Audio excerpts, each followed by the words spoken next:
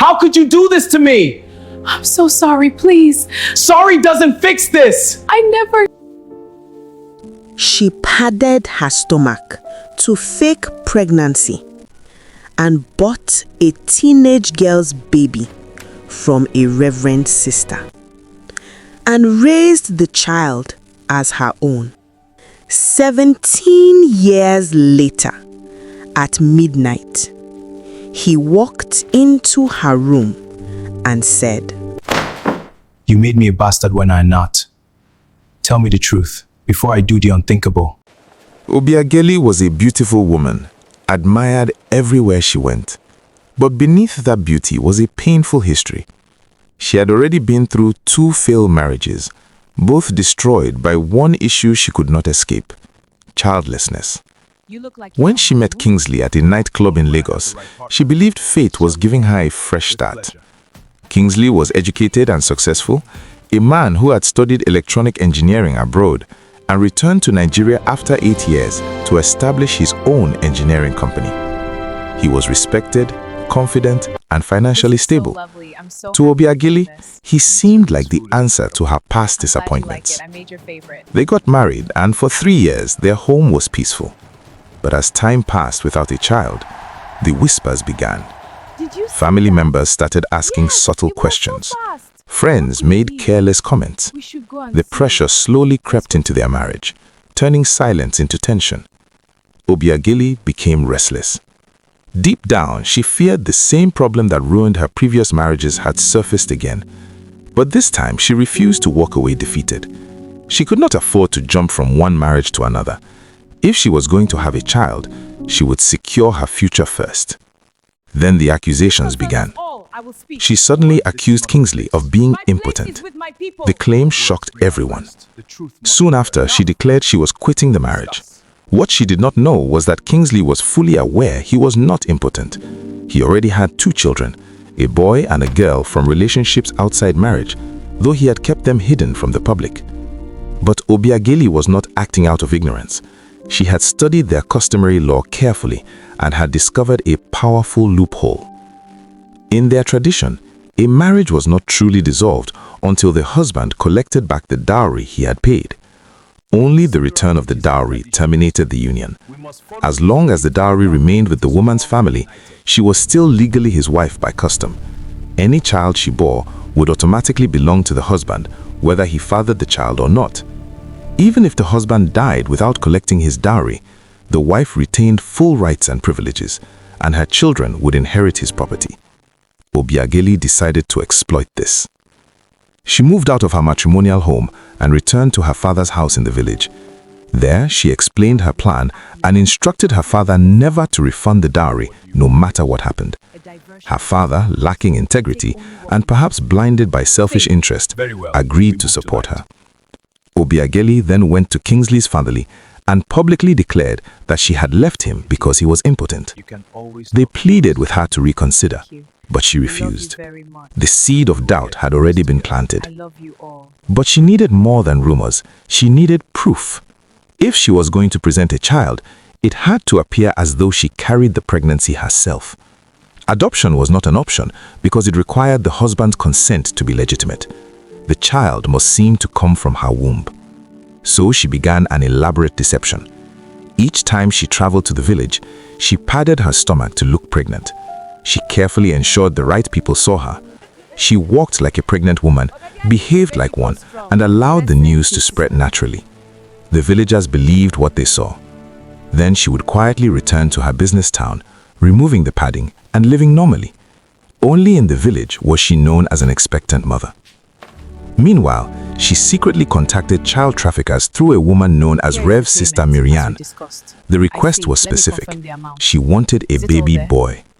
After 9 months of staged pregnancy, she would suddenly appear in the village nursing a son.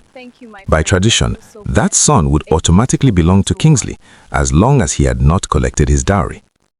As the months passed, the village became convinced that Kingsley was the one impotent. They mocked him openly. Women derided him, and even young girls laughed at the irony they believed they were witnessing. He sent his wife away because she had no child, they said, yet he was the one who was barren. The humiliation was public and brutal. Even some members of Kingsley's own family believed the lie. His immediate younger sister openly supported Obiageli, insisting they were still their wife because the dowry had not been returned. When Kingsley heard that his estranged wife was pregnant, he immediately understood the danger. If that child was born before he retrieved his dowry, tradition would bind him permanently. He decided to act. But collecting dowry was not a casual visit. He needed family elders and especially the official go-between to accompany him. Unfortunately for him, Obiageli had already bribed the go-between, who happened to be Kingsley's uncle. The man refused to participate and even declared that Obiageli remained their lawful wife. Kingsley, frustrated but determined, gathered the few relatives who still stood with him and traveled to his father-in-law's house. They were welcomed and seated. After the formal greetings, their leader clearly stated the purpose of the visit. They had come to collect their dowry and formally dissolve the marriage. Obiageli's father arose slowly from his seat. His face was stern, his voice cold. He looked at them and said, "If I enter that room and come back, and any of you still seated here, you will have yourself to blame." The threat was enough. Before he finished speaking, the visitors scrambled out of the house in fear. Kingsley and his small delegation fled without the dowry. They returned defeated. Kingsley had failed in his desperate attempt to reclaim his dowry, but Obiageli was not done fighting her own silent war. Behind her calm smiles and polished appearance, she was weaving a dangerous plan, and her closest friend, Gloria, knew every detail. While Obiageli was scheming to secure a child by any means necessary, fate was already moving in another direction. In a neighboring town lived a 14-year-old girl named Njideka. She had grown up under the care of her grandmother after losing her mother at a very tender age. Njideka blossomed into a strikingly beautiful teenager, but beneath that beauty was fear. A fear that grew day by day inside her. She was pregnant.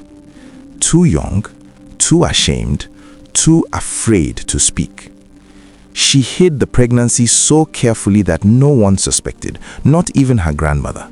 It wasn't until the pregnancy had reached an advanced stage that the truth began to reveal itself. Then came the church crusade. The program was organized by the resident priest, Reverend Father Ozue. The church grounds were filled with worshippers seeking miracles, deliverance, and blessings. But in the middle of prayers and hymns, Njideka began to feel a strange tightening in her stomach. She did not understand what was happening. Labor had begun. When the situation became clear, Reverend Father Ozue quickly called for help. He reached out to Reverend Sister Marianne, a nun who lived nearby and was known for running a motherless babies' home and child care center. The sister rushed in and took Njideka to her residence. Within a short while, the teenage girl delivered a bouncing baby boy. When the grandmother heard the news, she hurried over, overwhelmed with emotion. Reverend Sister Marianne assured her not to worry, that both mother and child were in safe hands. She even promised to provide food and care. Because the baby was a boy, she suggested they remain for about 8 days for circumcision. The grandmother left, grateful and relieved. But relief can sometimes be the beginning of regret. 2 days after delivery, the sister informed Njideka that they needed to take the baby to a hospital for inoculation. They all went together and returned.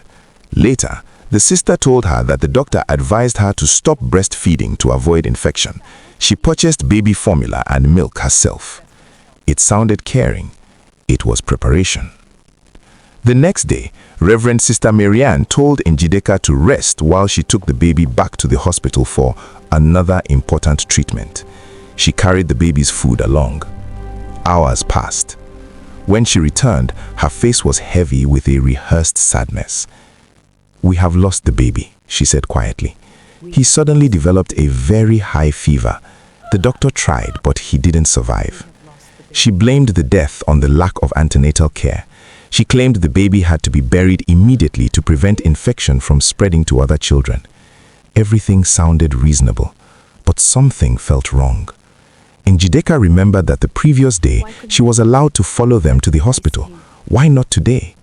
Why bury the baby without allowing a mother see her own child one last time?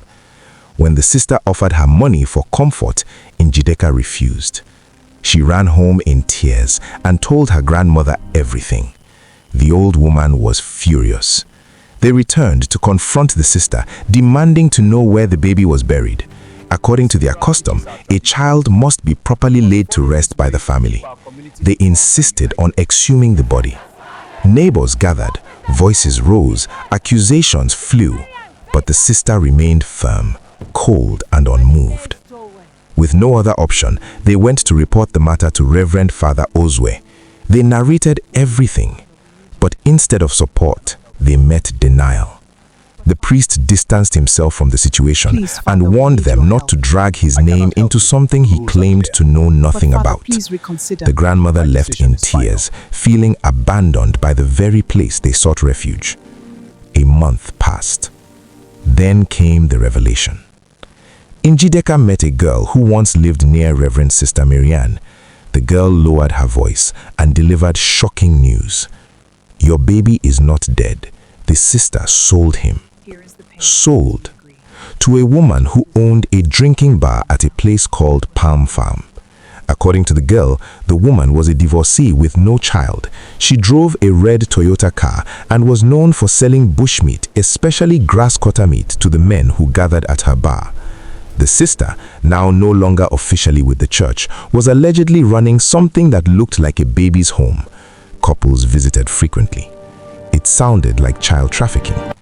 Njideka felt her world collapse again, but this time she had hope. My baby has a rounded black mark on the left side of his buttocks. It cannot disappear even till adulthood. The next day, with her friend Agnes by her side, Njideka set out for Palm Farm, not just to confirm a rumor, but to reclaim her son. Immediately they arrived at the Palm Farm, the atmosphere swallowed them whole.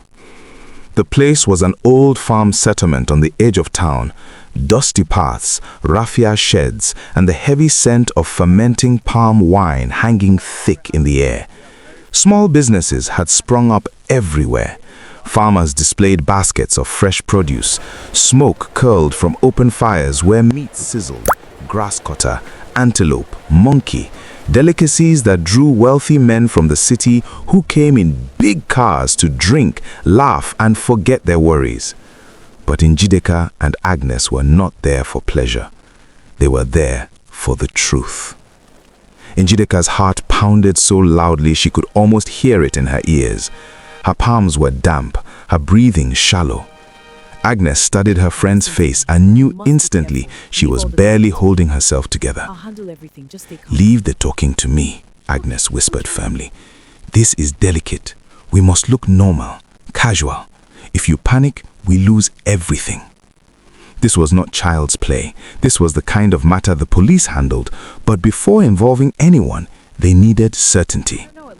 They stepped into a small roadside restaurant and casually asked a young girl how to find Obi, the woman who had recently given birth and ran a drinking bar nearby. The girl frowned sharply. Who told you she gave birth? She bought that baby. She didn't deliver any child. Then she pointed carelessly down the road. Njideka's heartbeat stopped, then slammed violently against her chest, her face drained of color. Agnes gripped her arm. Control yourself, she muttered. This is delicate. We must look normal, casual. If you panic, we lose everything.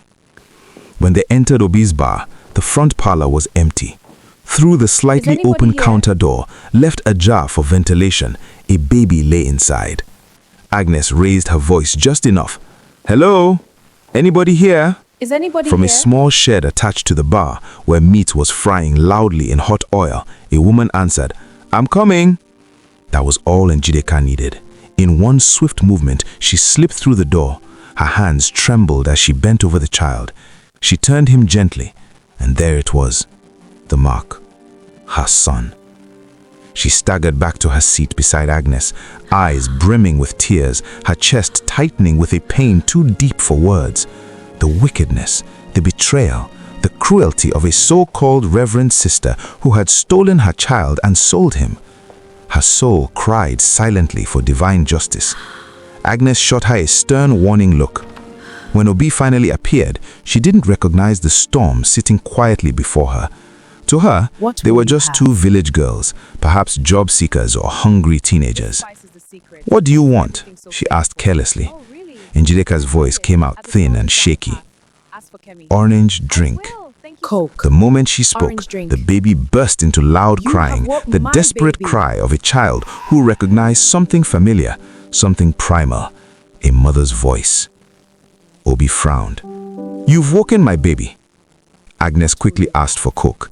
The woman sluggishly brought the drinks. They paid and left immediately, afraid the woman might bring the baby out, afraid Njideka's emotions might betray them. Meet her halfway. Outside, waiting for a bus, Njideka broke. The tears came uncontrollably. Feel your pain. Agnes held her tightly. "God will return your son," she whispered. "I feel your pain." Anyone watching would know the girl was heartbroken, but no one could have imagined the depth of what had been stolen from her. At home, her grandmother lifted both hands towards the sky. "God in heaven, if this is good in your sight, let it be. But whoever committed this abomination, visit them with your judgment." There was grief, but there was also resolve. They returned to the prophet who had earlier told them the child was alive, not dead, but in another woman's arms in a nearby town. They told him everything, the discovery, the mark, the crying. This time, they went to the police. Statements were taken, details recorded, the investigation moved swiftly. Obi was arrested, baby in her arms. Reverend Sister Mariana was arrested. And when the police began moving towards involving the Reverend Father, the church quickly stepped in, determined to protect its name and reputation. But the truth had already begun to surface. While investigations continued, the baby was taken to the welfare unit and from there to a motherless baby's home. A child caught between sin and justice. A teenage mother waiting for restoration. And a scandal that was only just beginning to unfold. 8 months later, the case had still not gone beyond preliminary investigation. Nothing concrete, nothing decisive, just silence and delay. Meanwhile, in the children's home, the baby was growing. Unknown to many, the welfare staff had quietly allowed the teenage mother, Njideka, to visit her child in secret. Whenever she came, the baby would light up, stretch out his tiny arms, and cry with joy. Those who understood the situation would whisper among themselves, "Blood never lies." One afternoon, Obiageli visited the home and saw Njideka tending to the child. Mistaking her for one of the staff, she even thanked her for taking good care of her baby. Njideka lowered her eyes and said nothing. Over time, she became so familiar at the home that the workers allowed her to come and go freely. They had heard the story of the missing baby. They sympathized with her. But sympathy was not enough to move the law. All efforts made by the prophet to push the case to court failed. The church's undue influence blocked every attempt. Files disappeared, hearings were postponed, threats were whispered. Eventually, the prophet confided in the old woman and her daughter that his own life was under threat. Frustrated and helpless, he said he was handing the matter over to God, the supreme judge. 2.5 years later, the police officially handed the child back to Obiageli. Thank you. But the real mother never lost sight of her son. She became careful, extremely careful, never giving Obiageli any reason to suspect or connect her to the child. She watched from a distance. She waited. Obiageli named the boy after her husband, Kingsley. Years passed. Kingsley was about to complete primary school. Throughout those years, Njideka never revealed the truth to him. She understood how dangerous and implicating it could be. To him, she remained just a kind woman who loved him deeply. By the time Kingsley entered junior secondary school, Njideka's life had changed. She had married a wealthy and respected trader, Chief Ibedu, whose first wife had died during childbirth.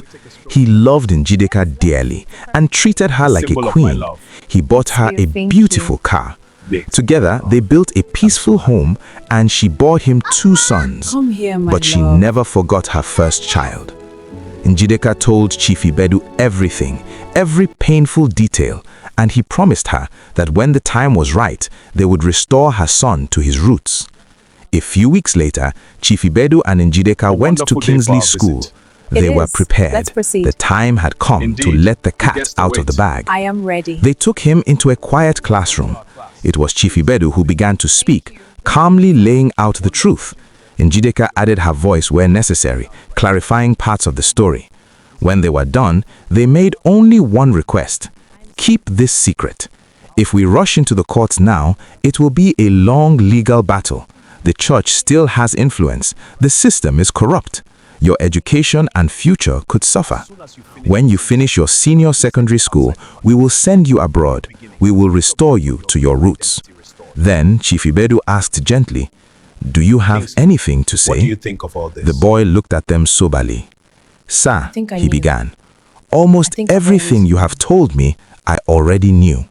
They were stunned. He continued, "Gloria, my adopter's closest friend, knew everything. One afternoon, after they returned from somewhere together, they had a bitter quarrel. Gloria didn't hold back. She exposed everything. My mother kept shouting, 'Jealousy, jealousy.' But Gloria said she could not continue in evil. She said, 'I wanted to play along, but my conscience would not allow me. I would rather lose your friendship than be tormented all my lifetime.'" Kingsley paused. She talked about how Obiageli left her husband in Lagos, padded her stomach to fake pregnancy, deceived everyone, and bought me from an evil Reverend Sister. Silence filled the classroom. "The part that troubled me most," he said softly, "was the way my real mother would look at me whenever she visited. She never told me anything, but when I looked into her eyes, I saw something different, something missing in the one who claimed to be my mother. The blood spoke." He swallowed. "After that quarrel, I suspected that woman who used to visit me might be my mother, but she looked too young to have a son my age, so I dismissed the thought. I never had the courage to ask her, 'Who are you?' I simply believed she was one of those good Christians God had given a loving heart." Tears welled up in Njideka's eyes. At the end of the meeting, Chief Ibedu and his wife left him with plenty of provisions and a large sum of money, more than the boy had ever held in his life. Kingsley embraced his mother tightly. They both wept. Chief Ibedu stood aside, watching with quiet admiration. As they prepared to leave, Njideka held her son's shoulders and whispered, Remember, keep it secret. Behave yourself at We love home." you, son. Love you Then too. they drove off, leaving behind a boy who now knew the truth. After that visit, nothing was ever the same between Kingsley and his adoptive mother, Obiageli. The warmth was gone, the laughter was gone, even the air in the house felt different. Obiageli sensed it immediately. She knew something had shifted in the boy's heart, but she could not place her finger on it. She began to suspect that someone had poisoned his mind against her, or worse, someone had told him the truth, that he was adopted. She convinced herself that this must be the reason. After all, adopted children sometimes react strangely when they discover such secrets. Some feel embarrassed, some grow distant, some become rebellious. And since Kingsley had no alternative home, what could he possibly do except express his frustration through attitude? She comforted herself with these thoughts, but deep down, fear was growing. She dismissed every theory and made up her mind to win him back, no matter what was wrong. What she didn't know was that Kingsley had already finalized his escape plans. He had secretly concluded arrangements with his biological mother and her husband. They promised to send him straight to Abuja, where he would stay with Chief's younger brother until his travel documents to the United States were perfected. Abuja would be a safe place. No one would trace him there. He began counting the days to execute his master plan. Meanwhile, every attempt Obiageli made to reconnect with him failed woefully. She tried conversations, she tried affection, she tried caution. Nothing worked. And she had no one to confide in, no one she could send to investigate what had gone wrong. At one point, she even suspected he might be secretly visiting Gloria, but the mere thought of mentioning Gloria's name terrified her. Then something else began to trouble her deeply. Kingsley suddenly had expensive things, new gadgets, expensive footwear, better clothing. The phone he used was not the one she bought. The laptop was different too. She studied him carefully. There must be another way money is getting into this boy's hands, she reasoned, because I certainly didn't give it to him. But she could not trace the source. One night after dinner, Kingsley kept his usual cold distance. Obiageli could not take it anymore. She confronted him. Kingsley, have you joined the Yahoo boys? The way I see you these days, these expensive things, the new phone, the laptop, the shoes, they are not the ones I bought for you. Tell me, I am your mom. That phrase, I am your mom, irritated him the most. Kingsley forced a dry laugh, carefully hiding the depth of resentment in his heart. I have a noble heart and a bright future, he said calmly. I cannot degenerate into such a callous lifestyle. Those boys are living dead fellows. I simply swapped my phone and laptop. I still have some money left to offset the bills. Obiageli felt instant relief. Joy returned to her heart. She believed him. She never knew he was simply being smart, keeping her completely in the dark. The following week, his time would be up. And then came that Saturday morning, very early. Kingsley, still wearing his nightgown, quietly entered her room. Obiageli jerked awake. Sleep had abandoned her in recent weeks because of his strange behavior. She had even visited some of his friends, but none could reveal anything. Kingsley had kept every move secret, exactly as his biological mother and chief had advised. He stood there, staring at her with an unfriendly look she had never seen before. With his left hand, he dragged the mirror stool closer and sat down. His voice was stern. If you do not tell me the brutal truth about yourself now, I will do something you will regret for the rest of your miserable life. Her heart pounded. She muttered prayers under her breath and called him by his pet name, hoping to calm him. That only worsened it. He roared, "Speak up! My patience is running out. You made me a bastard when I am not, simply because you wanted to be a mother you could never be. You dispossessed to possess. Tell me everything, now, before the good blood in me turns to gall." The fearless woman, the iron-hearted Obiageli, was trembling. Her hands shook, her voice quivered. "It is a complex story, Billy," she began weakly. "But under the circumstances, I will tell you what I can." "Go ahead," he ordered. "I want to hear it from your mouth." And she confessed. She explained how she adopted him. She quickly clarified that he was even not the original target. It was unfortunate, she said, that her biological mother gave birth in the hands of a Reverend Sister, making it easier, cheaper, and more convenient for her to trade him. Every word cut deeper into the young man's heart. He asked about her ex-husband. She admitted the unthinkable. "I wanted to use you to inherit his property. That is all I can say. My nerves cannot carry me anymore." Kingsley moved his stool closer, eyes locked on hers. "Let me analyze your confession," he said. "First, the man you desperately wanted to father me has nothing to do with me biologically. You had left him over 2 years before you manipulated the loopholes in your people's customs about dowry, forcing your way back into his family because of the comfort you saw there. Second, you knew you could not have a child.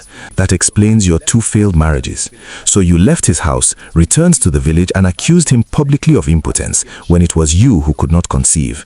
Perhaps he wanted to send you away. Maybe you feared the shame of a 3rd failed marriage, so you executed this hideous plan.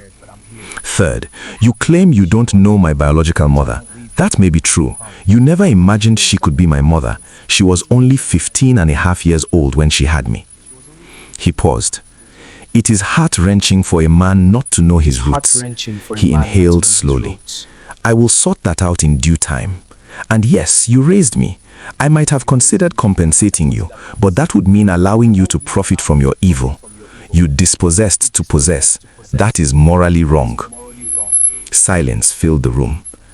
"I waited patiently because that was the wise thing to do. But now, it is time to leave this wrong home. You may hear from me someday. I will always know where you are, but you will never know where I am. I have already packed my belongings. I am leaving." He stood up. As he stepped out of the room, he heard a heavy thud behind him. Obiageli had collapsed on the floor, unconscious. Kingsley paused. He turned back for one final look at the woman who had shaped his life with deception. Then, without a word, without mercy, he walked out. Outside, a waiting salon car was already running. He placed his luggage inside. The car screeched off into the early morning darkness. And just like that, he was gone.